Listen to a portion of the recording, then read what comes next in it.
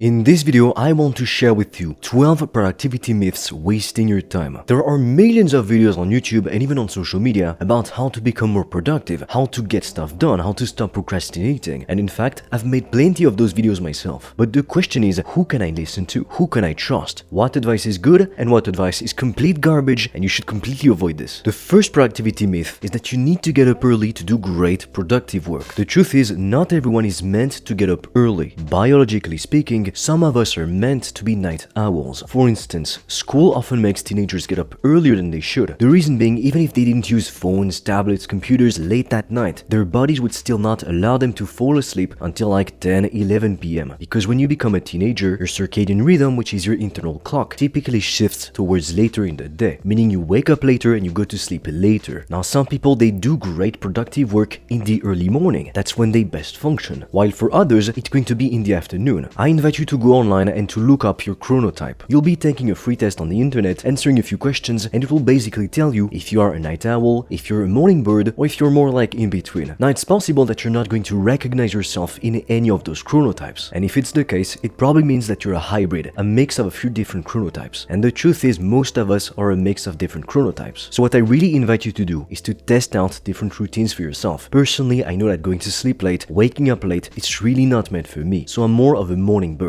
I prefer to get up early, go to the gym, and then crush some deep work, especially tasks related to writing, recording videos. Because online you'll find plenty of videos about the ideal morning routine, the ideal day for productive entrepreneurs, the ideal night routine. But the thing is, you need to try them out for yourself. You need to come up with your own routine and choose the one that makes you the most productive. Because what works for someone is not going to work for you necessarily. And that is why you never want to just blindly copy someone because you saw them talking about something on the internet. Even everything I'm sharing with you right now, I invite you to always test things out. And everything I share with you on this channel, I'm always testing it out. Myth number 2, you need to do more. Now, it's only true, but to a certain point. The thing is, you need to find a sweet spot. If you do too little, you're not going to get any results. It's pretty obvious. But if you do too much, at first you might think, well, I'll get more results. But at some point, you are going to hit the point of diminishing returns. To give you an example, let's say you wanted to build more muscle. So you start going to the gym 4 times a week. You follow a beginner's workout program and you start to get good results. The people around you start to notice your gains. You start to fill up your clothes more. Now you feel more confident. You feel more attractive. And so you think, if I do more, I'll get results even faster. I'll build more muscle faster. So you try to do more. You go to the gym 7 days a week for 2 hours. But what ends up happening is that you don't get double the amount of progress that you were getting. And if anything, now you're just exhausting yourself. You're doing way too much for your current level. Your body can't recover from all of the volume, all of the exercises that you're doing. And so now, instead of getting more results, instead of seeing a better progress, you start to see worse and worse results. Now you're not as strong. Now you can't lift as long. Now you're out of breath more quickly. And you even notice that you start to lose some weight. That is why you need to be extremely careful. In the modern world, it's easy to think that we need to do more, to work longer hours, to work harder, to publish more content, to reach out to more people. But that's only true to a certain point. And that is why, again, you need to try different things to find the sweet spot in your situation. Because it's going to be different depending on the activity first, but also depending on people and on what your goals are. If you wanted to become a pro bodybuilder, you'd need to do a lot more than somebody who simply wants to be a bit lean and look good. In business, it's the same thing. If you want to build a multi-billion-dollar empire, you're gonna have to do a lot more, to sacrifice a lot more than if you just want to get to $10,000 a month. On that note, if you want to figure out what is the best online business to start for beginners, I've recorded a free guide in which I'm analyzing every popular online business model, and together we take a look at the pros, at the cons, to figure out which one is the best to start for beginners. I'll leave the link in the description below. Myth number 4, you've got to get it all done as quickly as possible. Now, at first glance, you might think that this is what productivity is all about. Isn't it all about getting more stuff done faster? The thing is, a lot of people misunderstand the concept of speed. At first, you might think that it makes sense. If you go faster, you'll get what you want faster. I mean, if you wanted to run a 5K, a 10K, if you run faster during the whole race, technically speaking, you'll get to your destination faster. It only makes sense. But when it comes to reaching your goals, to making more money, to getting in shape, that's not always the case. Why, you may ask? Because at some point, if you try to go too fast, faster than what you can handle, you'll make a lot of mistakes along the way. And so now you need to go back and fix all of those mistakes that if in the first place you didn't make, you wouldn't have wasted all of that time. If you don't believe me, I dare you to type "I'm going to get rich" in the comments and type it as quickly as you can. It doesn't matter if not a single word is correct, just click publish on the comment. It's gonna be funny to see all the people in the comments how they wrote it. But remember, you need to write it as quickly as possible. Now check chances are not a single word in that sentence is going to be correctly written. So as you can see, if you had simply taken the time to write it correctly right from the start, you wouldn't have made all of those mistakes. Because now that you made a bunch of mistakes, like I said, you need to correct them, and in the end, it's gonna take longer. Sometimes when I speak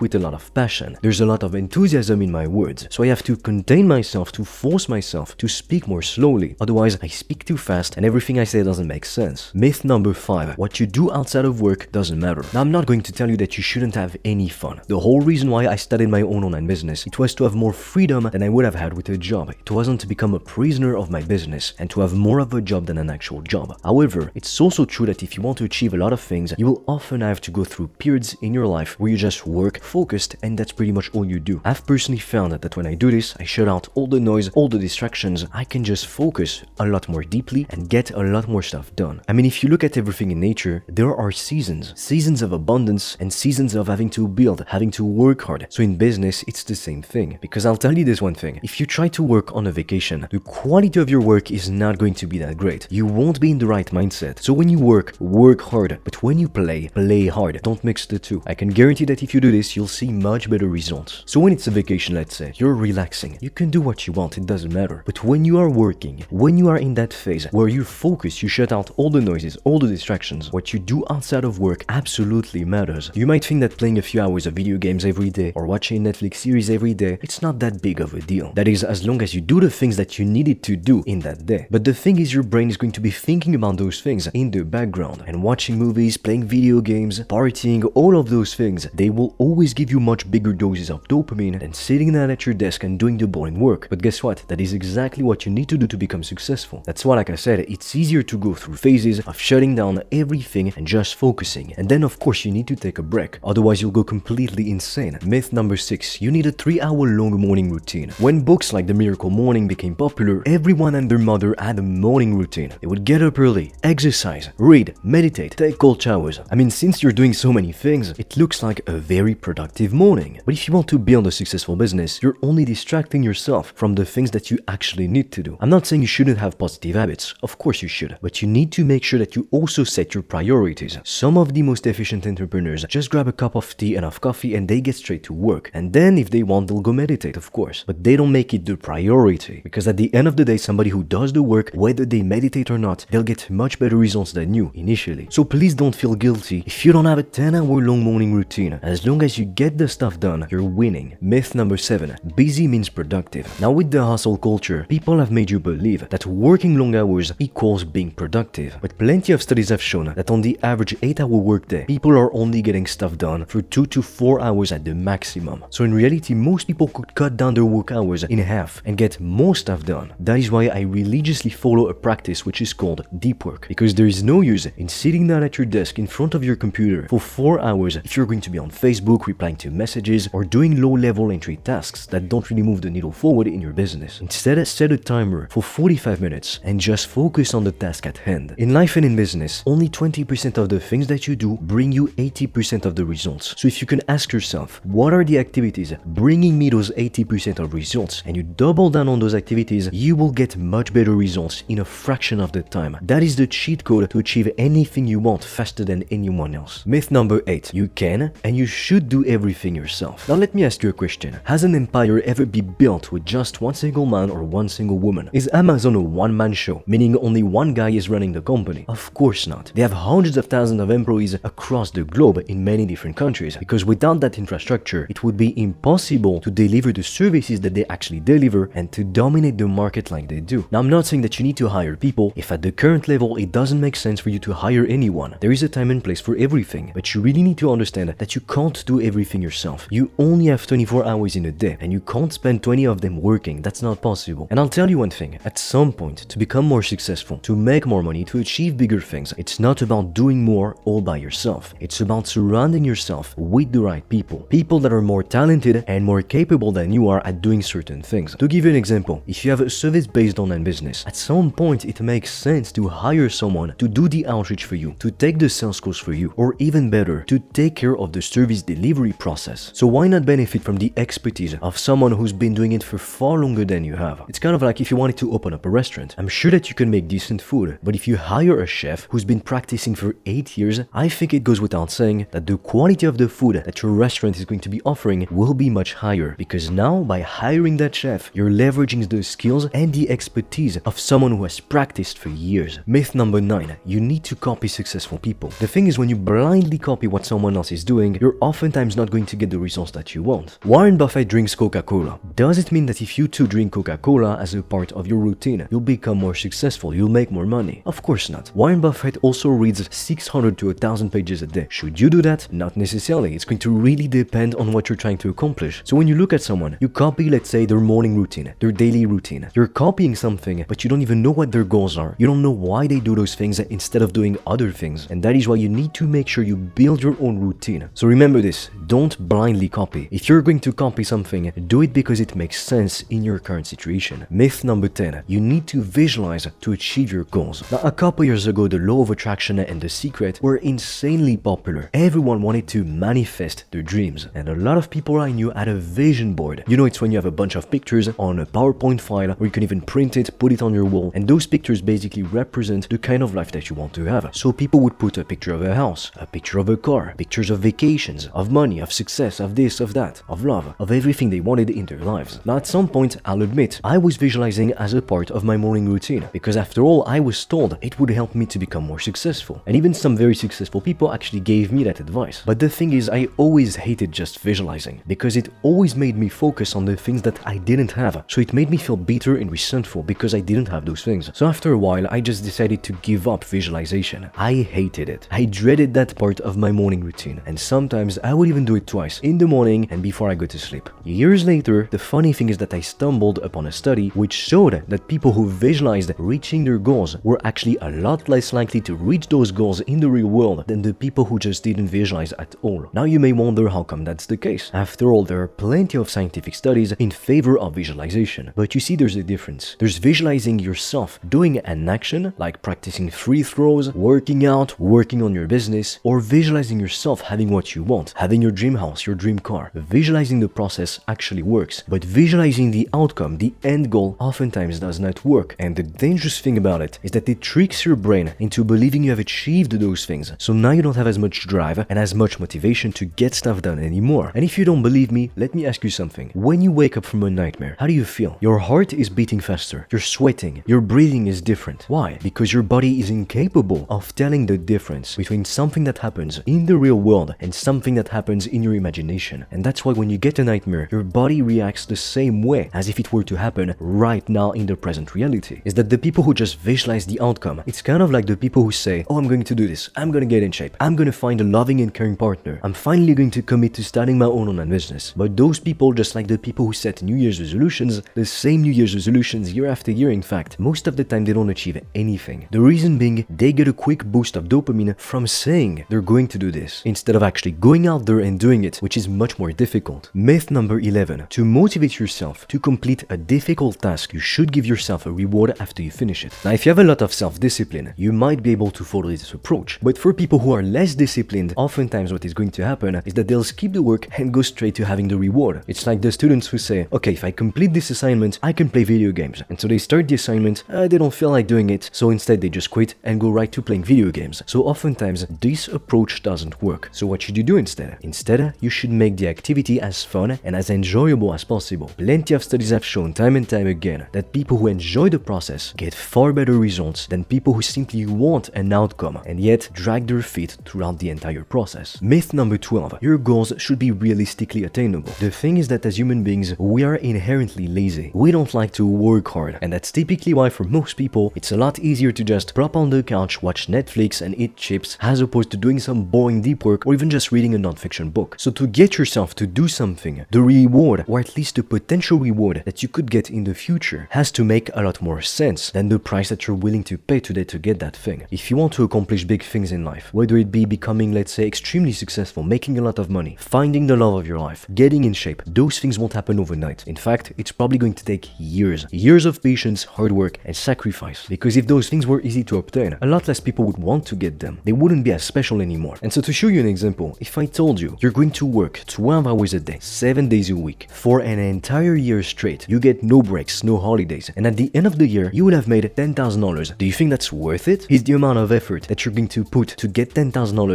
actually worth it, desirable? Of course not. However, if I told you, if you work 12 hours a day, 5 days a week, for an entire year, you get no vacations, no breaks, but at the end of that year, you will have made $50 million.